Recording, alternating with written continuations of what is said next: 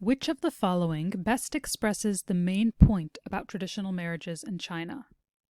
A. Traditional marriages in China were arranged by the parents. B. Mothers inspected the traits of possible mates for their children. C. The bride's parents expected gifts. Or D. A formal letter was required to make the engagement official. All of these facts are mentioned in the paragraph, so we're going to have to think carefully about our answer and keep in mind that the question is asking which best expresses the main point of the paragraph. A good question to ask ourselves when looking for the main point is, would the paragraph make sense without this?